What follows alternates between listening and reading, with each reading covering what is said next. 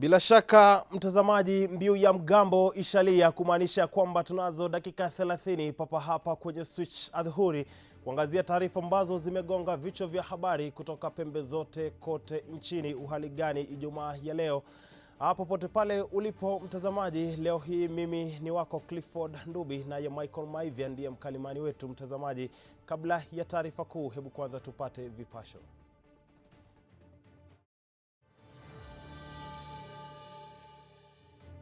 Hofu kutokana na idadi ya juu ya maambukizi ya corona yazidi, kiwango cha maambukizi chafika 18%.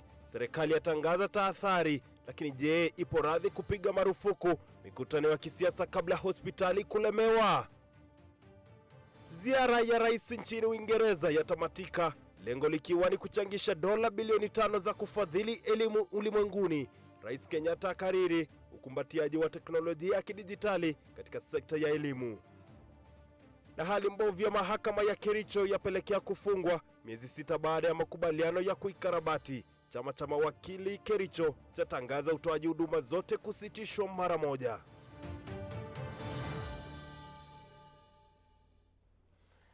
Mtazamaji, taarifa hizi zinapeperushwa moja kwa moja kupitia mtandao wetu wa kijamii wa YouTube Switch TV News, vile vile kwenye mitandao ya kijamii Switch TV Kenya kwenye Facebook, bila kusahau Twitter SWITCHTVKE, YouTube ni Switch TV News, na vile vile Switch TV ambapo unaweza kubofya kitufe cha subscribe, na bila shaka unaweza kupata vipindi vyetu pindi tu vitakapowekwa kwenye mitandao ya kijamii. Mtazamaji, moja kwa moja tuingie kwenye taarifa zetu mchana wa leo, ambapo viongozi wa chama cha ODM wametangaza rasmi kujiondoa kwao kwenye mrengo wa NASA. Akiongea kwenye kikao na wanahabari, katibu mkuu wa chama hicho Edwin Sifuna amesema kwamba NASA haipo tena, na kwa sasa wanatafuta wanachama wapya ambao watashirikiana katika kufanikisha kampeni za mwaka wa 2022. Hebu sasa tupate kusikia alichokisema Sifuna. The National Executive Committee of ODM has today resolved to formally exit the NASA coalition. The NEC has further deliberated on the future of the party and its need to make new friends. We intend to embark on a program to build new partnerships and extend the ongoing talks with our potential partners to the grassroots. To this end, regional meetings and engagements have been planned with like-minded parties, and the schedule for this will be shared in due course. Sasa baada ya chama cha ODM kutangaza kuwa wamejiondoa kutoka kwa muungano wa NASA, wanachama wa ODM na wafuasi wa kinara wa ODM Raila Odinga wanasema kuwa chama cha ODM ndicho kilikuwa uti wa mgongo wa NASA.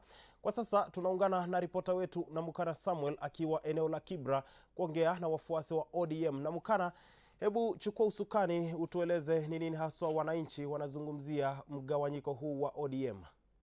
Haujakosea, tupo imara ama tupo ange katika eneo la Kibra katika ngome kuu. Hapa ni ngome kuu ya kinara wa ODM Raila Odinga, na hapa ndiposa tumekuja kujua maoni ya wananchi jinsi ama vile ambavyo chama cha ODM kilijiondoa kwenye muungano wa NASA. Muungano huo wa NASA ulikuwa ana zaidi ya vyama vitano, ikiwemo vya chama cha Wiper, chama cha Ford Kenya, chama cha ANC, chama cha Mashinani na chama chenyewe cha Chungwa. Lakini kwa sasa vyama viwili vimejiondoa, ikiwemo chama cha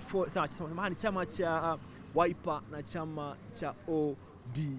Hiyo jana wanachama wa ODM walijiondoa, ndiposa hii leo tupo hapa kujua maoni ya wananchi jinsi ya kujiondoa kwa chama cha ODM, ikiwa tu limesalia mwaka mmoja kabla ya uchaguzi mkuu. Tutakuwa na miungano mingi ambayo itaendelea, lakini kwa sasa tulikuwa tukizunguka katika eneo hili la Kibra kujua tu maoni ya wananchi ama maoni ya wafuasi hawa wa kinara wa ODM Raila Odinga kuhusu kujiondoa kwa ODM kutoka kwenye muungano wa NASA. Kabla kuendelea, acha tukasikize maoni ya wananchi.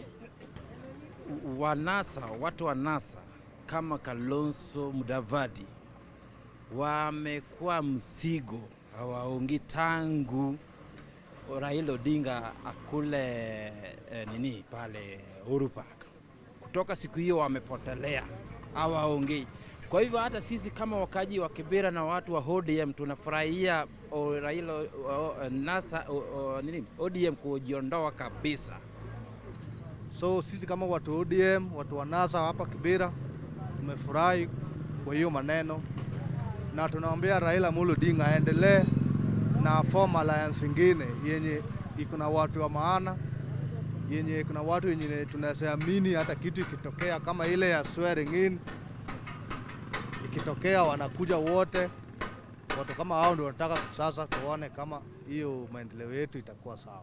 ODM walicheza tu game plan yao kwa sababu at long last najua hawa watu wa NC wengine wenye walikuwa wamejoin hizo party wakina Musalia, wakina Kalonzo, unajua walikamingi wakalia ile baadaye before ati NASA is so far dead. Clifford, jinsi ambavyo umesikia na pia wachanganuzi wa siasa wamesema kwamba hiyo chama ama huo muungano wa NASA ni sawa na kama kilikuwa chama cha ODM, na kujiondoa kwa ODM ni sawa na kuacha tu ile ambalo inasemekana kwamba sio muungano wote, kwa kuwa ODM kilikuwa na kama 50% hivi ya muungano huo wa NASA, na kujiondoa kwa muungano wa NASA, muungano wa ODM, chama cha ODM kwenye NASA na chama cha Wiper. Vyama vitatu ambavyo vimesalia havikuwa na kubwa sana, kwa vile ukiviunganisha vyote pamoja ni kama 30%. Clifford Ndubi, ripoti hii kamilifu utaipata pale saa moja tu kujua maoni ya wachanganuzi mbalimbali kuhusu kujiondoa kwa chama cha ODM kwenye muungano uliokuwa maarufu mwaka 2017, muungano wa NASA. Clifford, kwako studio. Bila shaka huyo ni mwanahabari mwenza na Mukana Samuel katika eneo la Kibra, ambapo amezungumza na wananchi kuhusiana tuna mgawanyiko ambao unazidi kushuhudiwa katika muungano wa NASA kufikia mwaka 2022.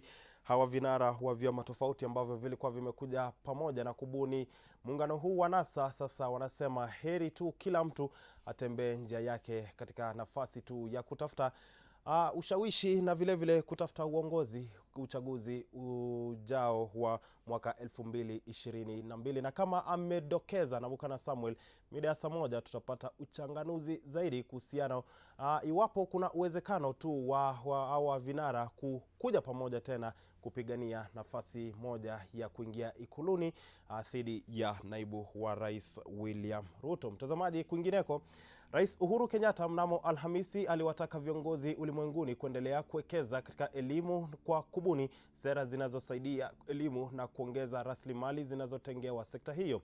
Wakati huo huo, rais alikariri umuhimu wa kukumbatia teknolojia ya kidijitali na kutumia uwezo wake kikamilifu katika elimu. Kiongozi wa taifa alisema hayo huko London mwishoni mwa kongamano la elimu ulimwenguni la siku 2 aliloandaa kwa ushirikiano na Waziri Mkuu wa Uingereza Boris Johnson.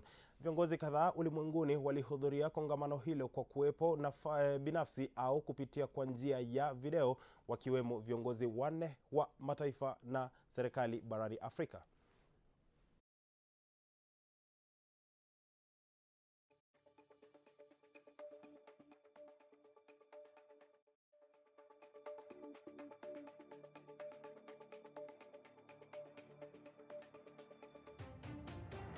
Will go down in history as a watershed moment, a moment when nations came together to avert an education catastrophe that would have set us back significantly all the gains that we have made over the past decades.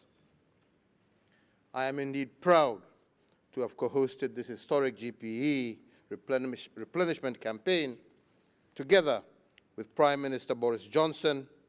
And today, as we have just heard, we not only raise our hands in support to education, but we also walk with our heads held high, confident that we will indeed reach our target of raising $5 billion for education by 2025. Congratulations to you all. Well done. Thank you very much. We imagine a world where every child has access to digital technology as a tool to learn as much as they wish and to experience the world from the comfort of their classrooms or their homes. And that is why one of my main messages throughout this campaign has been the advancement of EdTech through scaling up investments and efforts towards digitized learning. Empirical evidences abound, demonstrating that increased school connectivity yields long-run social economic benefits. Mtazamaji, zidi kulonga nami kupitia 111 kwenye mitandao ya kijamii ni Switch TV Kenya kwenye Facebook, Switch TV KE kwenye Twitter @Clifford Ndubi. Bila shaka kauli yako nitakuwa nafanya haki hapo baadaye. Mbali na hayo ya Rais Uhuru Kenyatta, wanaume wawili wameaga dunia kwenye eneo la Kamulu kwenye hali tatanishi baada ya kuingia kwenye shimo la hifadhi ya maji ili kusaidia kutatua tatizo la kusambazwa kwa maji kwa wakazi wa eneo hilo. Wawili hao wenye umri wa miaka 21 na 30 mtawalia wanadaiwa kuingia kwenye tenki hilo kukarabati tatizo lililosababisha ukosefu wa maji, ila kimya kilichofuata kiliibua wasiwasi miongoni mwa wakazi. Aidha, wakazi wanaoishi eneo hilo walijawa na hofu na walipojaribu kutazama ndani ya tenki ndipo walipogundua wawili hao walikuwa wameaga dunia. Kulingana na wakazi, wawili hao huenda waliaga kutokana na ukosefu wa hewa kwenye tenki hilo. Maafisa wa polisi pamoja na wakazi wameendelea kushughuli za kuitoa mili hiyo, huku kisa hicho kikisalia kuacha wakazi na kinywa bumbuazi. Wote ndani. Sasa mwingine kijana mwingine ule mwenye alikuwa site. Akasema saidia. Sasa mimi nikitoka kwa nyumba nikikuja nikaangalia ndani nikaongereza. Wakasema tusaidie, tumeenda sote ndani, tusaidie. Sasa kuna mtu anasaidia. Mimi nikaenda kupiga nduru. Nikaenda site za huko nikaenda kuchukua watu. Sasa ule mwingine anaonekana naye akaenda ndani. Wengine walikuwa watatu. Kuna mmoja ametolewa, walikuwa watatu, lakini mmehakikishwa mbaya ilikuwa pale. Kuna wawili walipatikana walikuwa juu. Na wawili walipatikana wakuwa juu, wakujua kuna mwingine ako ndani. Sasa hakikisho imetolewa watu wawili. Hatuna tarajio kama kuna mwingine ndani, lakini tunangojea lori ikuje exhauster, ikuje ivute maji ndio angalia kama kuna mwingine ako ndani hapo. Mtazamaji, gavana wa Kilifi Amason Kingi ametangaza mipango ya kuimarisha makazi duni na kuboresha miundombinu katika kaunti hiyo. Kingi amesema atashirikiana na serikali ya kitaifa na Benki ya Dunia kutoa hati miliki kwa wakazi katika makazi duni na kujenga barabara, mabomba ya maji na mitaro ya maji taka na pia kuweka taa za barabarani katika maeneo mbalimbali ya kaunti hiyo. Akizungumza wakati wa kutoa hati miliki 767 kwa wakazi wa Muyeye na Kibokoni kwa Mdomo ambao ni mojawapo wa maeneo mjini Malindi, Kingi amesema mpango huo unalenga kuboresha maisha ya wakazi. Tayari wakazi wa Muyeye, Maweni na Kibokoni wamenufaika na mradi huo, huku akiongeza kuwa miradi kama hiyo itatekelezwa maeneo mengine ya Kisumu Ndogo mjini Malindi katika Jiwe Jeupe ama katika vitongoji vya Watamu, Mariakani, Shangila, Tobora na KKB na Mtaa. Hii wakazi wa Muyeye wanapata hati miliki. Hakuna tena mtu atakuja kuambia kwamba hapa si kwako, kwa hivyo nyumba tutavunja na uondoke. Kwa hivyo wewe kama mkazi wa Muyeye unaweza kujiendeleza. Manake pale pahala ni kwako kisheria. Mapambano ya virusi vya corona yanazidi kushika kasi, lakini hata hivyo Delta variant inazidi kuzua hisia mbalimbali humu nchini, ambapo viongozi na inasemekana kuwa virusi hivi vinasambaa kwa kasi. Kwa sasa hivi Waziri wa Afya Mutahi Kagwe anazungumza na wanahabari kuhusiana na hali ya corona humu nchini. Kumbuka hapo jana ilisemekana kuwa visa hivi vimekuwa kwa 1000. Minister of Health and also the chair of that committee, Honorable Mutahi Kagwe. But before he comes in, let me just again want to apologize, members of Fourth Estate, for having kept you here waiting for the last 30 minutes or so.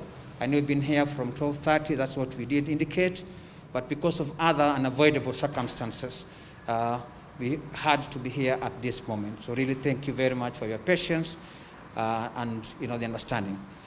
Finally, at the tail end of this media briefing, you're going to get an opportunity to be able to ask your questions. If you get the chance to do so, please remember the media house that you represent and your name, and keep it within the scope of today's discussion.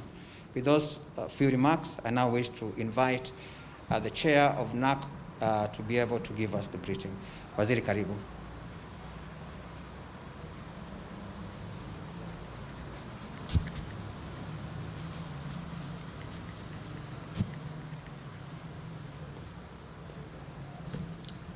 Thank you very much, ladies and gentlemen. The IG, Head of Public Service, members of the Fourth Estate, good afternoon. And once again also, let me also apologize alongside my colleague for the slightly late start. Fellow Kenyans, the number of cases of COVID-19 has in the recent days risen sharply countrywide, signaling an urgent need to review and emphasize some of the mitigating measures put in place at the end of June of this year. Recent data from hotspot counties in Nyanza and Western region show that if we stick to measures that we give, it is possible for us to see a decrease in the number of severe cases. However, we are observing an increase in cases in other counties, including Kiambu, Kajiado, Lamu, Makueni, Murang'a, Nairobi, Nyandarua, Taita Taveta, and for the first time also, Tana River County. This observation is consistent with the projections of increased spread of COVID-19 in the month of July and August, associated with the more transmissible Delta variant becoming the dominant strain in our country. This morning, the National Emergency and Response Committee on Coronavirus held a meeting to review the obtaining situation on COVID-19. The meeting considered recommendations from the National COVID-19 Modeling Consortium following their meeting held yesterday, Thursday, 29th July. In view of these developments, NAC wishes to emphasize some of the presidential directives which are still in place and some new ideas. In line with the directive to avoid crowded places where transmission has been shown to be more likely, we once again emphasize that all public gatherings and in-person meetings of whatever nature are suspended countrywide. In this regard, all governments, including intergovernmental meetings and conferences, should henceforth be converted to either virtual or postponed. And there are several meetings that even the government itself had planned in the coming 30 days. All forms of physical congregational worship in the country, churches, mosques, and temples, be permitted as per the guidance of the Interfaith Council and the interfaith protocols that have been developed, but which in the recent past seem to have been abused. In-person worship should be limited to 1/3 of the capacity of the venue in strict adherence with the guidelines and protocols of the Ministry of Health. While indoors, maintain a physical distance of at least 1 meter between people. It is not enough that we have 1/3 of the people inside the church. The idea is to distance. That's why we have got 1/3. So there should be at least 1 meter between people. All restaurants and eateries to ensure that they operate in strict adherence to the protocols provided by the Ministry of Health. Again, there seems to have been a move backwards as far as that particular measure is concerned. There will be strict adherence to the measures. The hours of the ongoing national curfew to continue across the country from 10 p.m. and 4 a.m. This applies now to the counties in the Lake region as well. All employers, including public and private sector, government offices, business and companies, be directed to allow employees to work from home with the exception of employees working in critical or essential services until further notice. All healthcare workers are directed to use the recently revised Ministry of Health national guidelines for case management of suspected or confirmed cases of COVID-19. Members of the public are strongly advised against self-medicating and the use of over-the-counter medicines for treatment of respiratory tract infections, and to seek medical attention from qualified healthcare workers. We have lost a few individuals as a result of not following this particular measure. We continue to implore all Kenyans, including those who have received the COVID-19 vaccines, not to let their guard down and urge them to avoid unnecessary movements and gatherings, employ physical distancing, observe strict hand hygiene, and the proper passionate use of face masks both indoors and outdoors. Recent reports globally indicate that even persons who have been vaccinated can contact the virus. The difference is that those who have been vaccinated are getting the disease but with less severity. So it is advised that whether you have been vaccinated or not vaccinated, that you observe the rules as have been spelled out. As the government continues to make every effort to avail vaccines, we strongly encourage Kenyans to get vaccinated against COVID-19, as will be guided from time to time. The vaccines that we are expecting in the next week or two will follow the same pattern that we had before: the above 58s, persons with comorbidities, individuals who are frontline workers, and so on and so forth. The committee also noted with concern the weak link in the fight against the epidemic is a non-compliance of individuals to containment measures and protocols and enforcement of the same.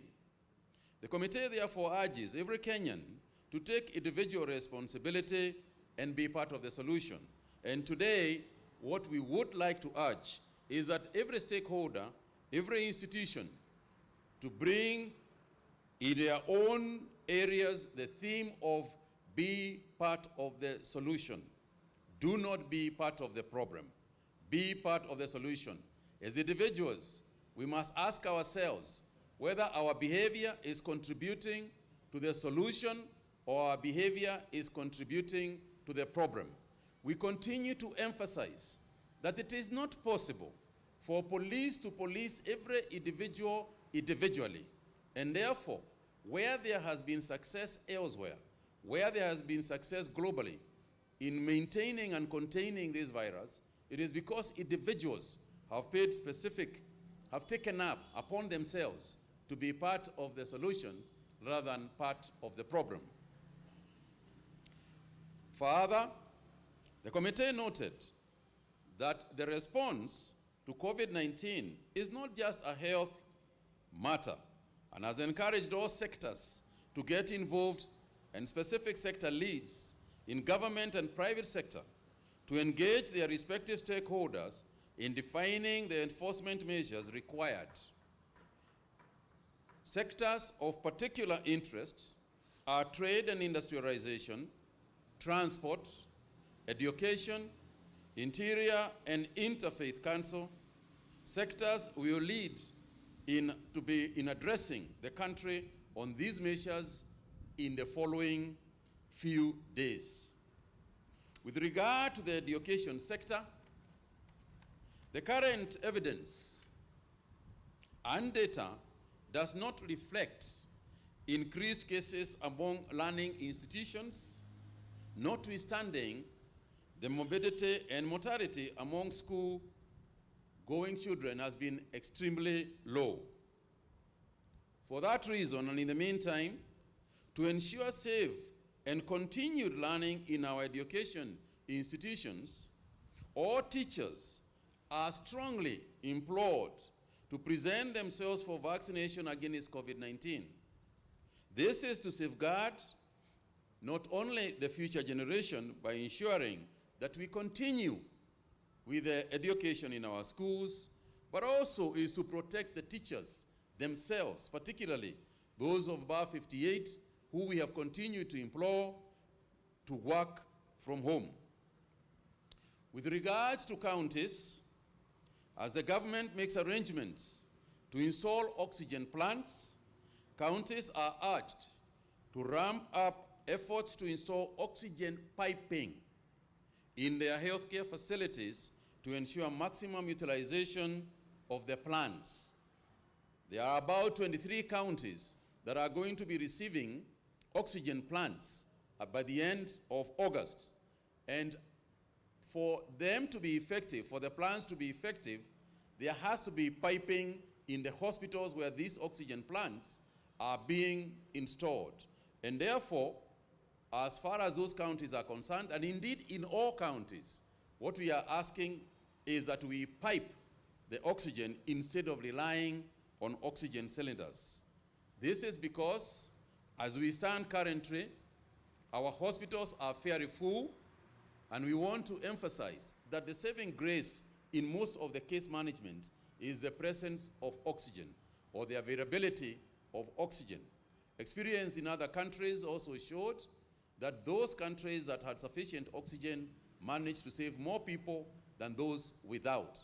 And it's not just oxygen, it's oxygen that is properly examined of a quality that passes the standards that we have set to ensure that people are saved. We urge the counties to actively also ramp up the necessary infrastructure, including the critical care facilities, the isolation centers, human resource, and testing capacity. And in terms of the testing capacity, the national government will also be placing PCR test capacities across the counties and increase over and above the over 20 testing facilities to make sure that almost every county has got a testing facility. Counties are also urged to ensure that they have adequate PPEs in all the hospitals, including the level 2 and level 3 hospitals, where more and more people are presenting themselves. And for the healthcare workers to ensure that as a matter of procedure, as a matter of regular work, they stay protected with the proper PPEs, because persons are walking into hospitals, and if you contact the disease at that point, then we have the same challenges that we began at the beginning of this year. And in this regard, the Ministry of Health has also directed that KEMSA supplies PPEs to counties, even if, despite their pending bill status, because there are counties that are saying that they are unable to get PPEs on grounds that they have not been paid by the Treasury. In turn, KEMSA is refusing to give them, so NAC has directed that it doesn't matter whether a county has paid his account or not, let every county be given the PPEs that are required for protection of our people. And finally, is to ensure that we enforce the 72-hour period of disposal of our deceased persons, and to ensure that licensed funeral homes adhere to these guidelines. One of the reasons why this is so critical is because of, as people, if we have people staying in hospitals for too long before disposal, what is happening is that then people start funeral meetings, and in those funeral meetings, we are experiencing increased transmissions. So we would urge that within 72 hours, we try and rest our loved ones. And we are grateful, particularly to the Muslim community, because of the examples they have shown in terms of disposal in accordance with their religion, but also we would urge the rest of Kenyans that this is one time when we would urge that no matter how we feel, no matter how pained we are, we still need to adhere to the rules. And the funeral homes, including government, mortuaries, and institutions, have been asked to ensure that this is what has happened, and this is what should be done. Again, on the issue of funeral services and burials, we have also emphasized that GAO will forthwith, and they will be calling a meeting, Interior will be calling a meeting to discuss this matter with chiefs, sub-chiefs, and other enforcement agencies to ensure that funerals are attended by the 50 people that we had proposed earlier, because if we do not follow those protocols, then we will be going to bury our loved ones and then follow with more funerals of the same people from the same families, as has been evidenced in some of the cases that we are now dealing with. So, ladies and gentlemen, the main issue today was to deal with the situation as we see it, to emphasize some of the measures that are already there, but also to warn that we cannot hesitate to take even further measures if we see that the adherence to the measures that we are taking are low. Of importance is also the emphasis on the stoppage of gatherings, even those of a political nature. And I want to emphasize here again that we want to be part of the solution. And we are asking those in politics, those practicing political meetings, to be part of the solution instead of creating epicenters of spreading of the disease. So I want to pause there for a minute and ask the IG to weigh in on this issue as I come back with some of the other figures that exist, that we have today.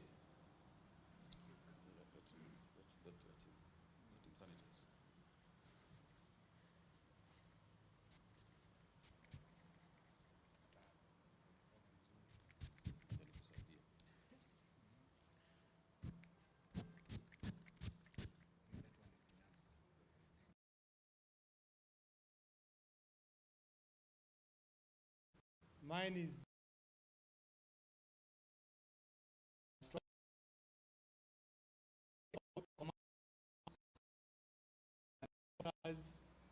of National Police Service across the country on 2 directions, and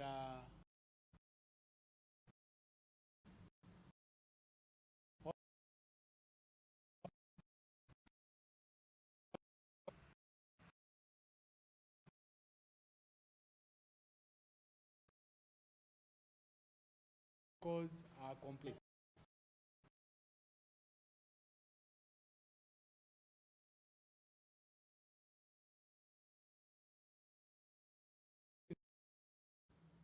That all those protocols to be enforced and measures stepped up. We will take responsibility. Secondly, I'm asking all the members of public to cooperate with the police. You keep yourself safe, and I promise and assure you that you have no problem with police. Be in the right place at the right time.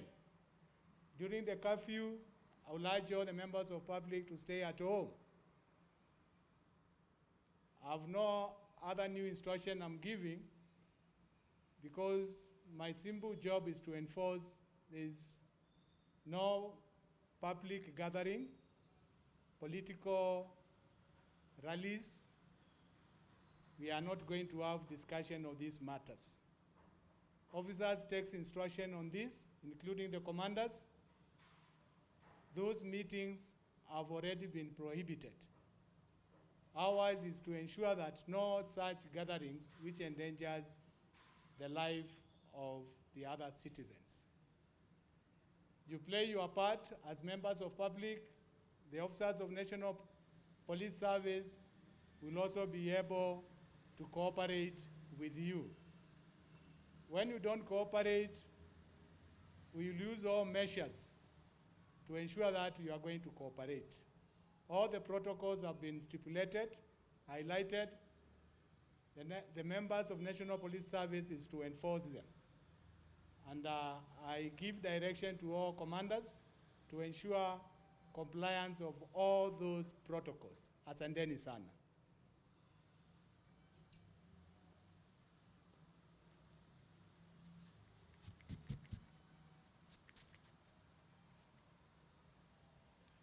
Thank you very much, IG. I think that the only other thing to emphasize as I conclude is that is to appeal to Kenyans that the reason why we are doing these things is now evident. A while back, we did tell Kenyans that it is important for us to have facilities, ICU facilities, and other facilities within the counties. Today, the Nairobi hospitals are stretched to a limit. And the truth of the matter is that if you fall sick today, within this county, you are very unlikely to get a hospital bed. And it is good to call a spade instead of a big spoon, because the truth of the matter is that we are sitting between a difficult situation, we are sitting in difficult times. We are increasing the ICU capacity. We are increasing the ICU capacity in KU, in Kenyatta National Hospital. I am aware that Nairobi Hospital is also increasing its ICU capacity by some 20 beds. We are increasing by some 28 beds at KU. But the truth of the matter is that unless we can contain it at this level, unless we can stop the transmission right now, then it is possible that our health system is going to be overwhelmed. And when that happens, then you have got the scenes like you see in other countries. You saw it in India, where a person dies right in front of a hospital, and there is nothing that the doctors can do. So this is not scaring people. This is more to emphasize the need for each person to protect him or herself. We need to protect ourselves. Because, as I said, you cannot afford to be taken to a hospital where there is no capacity to take care of you. And as we speak, some 400, and nearly 450 patients are on oxygen. They are on oxygen, directly on oxygen. And that is not including the 175 patients who are in ICUs. And as you know, most hospitals don't have that much capacity for ICUs. We have got 1,432 patients across the country who are now hospitalized, and that is not including the nearly 4,000 who are in home-based care.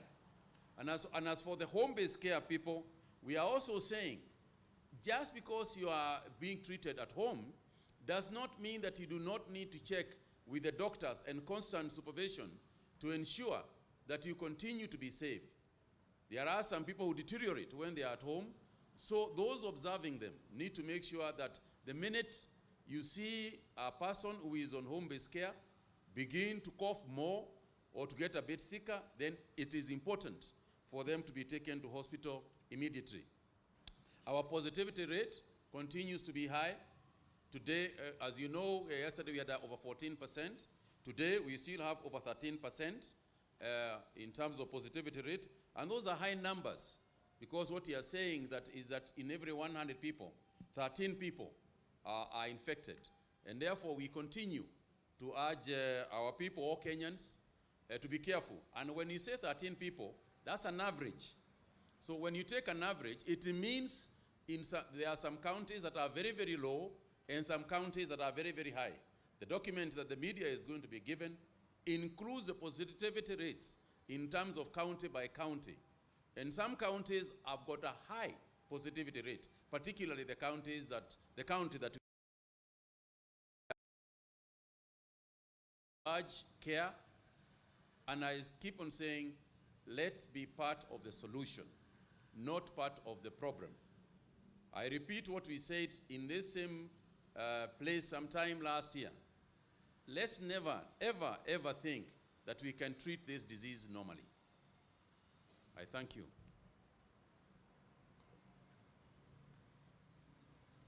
Thank you very much, Waziri. Ladies and gentlemen, it is your turn now to ask questions. Please remember your name and the media house you represent, and keep it within the scope of today's briefing. Thank you. Who would wish to go first? Zainab Mohammed, TV47. Bonasias, on the ban on political gatherings, it has been placed before, and yet we have seen political rallies being conducted countrywide. So my question is, what will be different this time round? And then number two, in terms of COVID-19 in schools, there was a school yesterday near Ringorano Secondary School that recorded a total of 104 cases out of 118 samples. What will the ministry do to ensure that our kids are safe in school now that they're all back in school? Thank you.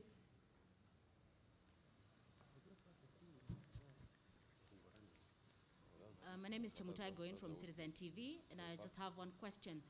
Some studies internationally have shown that Moderna and Pfizer seem to be quite effective on the Delta variant. And we wanted to know whether, as Kenya, it's... Bila shaka mtazamaji, ni taarifa ya moja kwa moja kutoka Waziri wa Afya Mutahi Kagwe, hapo taarifa yake ya kila siku kuhusiana na hali ya corona katika kaunti mbalimbali na kwa ujumla taifa hili la Kenya, ambapo ametoa tahadhari manake sasa hivi virusi aina ya Delta variant vinazidi kusambaa kwa kasi sana, akisema kuwa majumbani watu wazingatie umbali wa mita 1.5.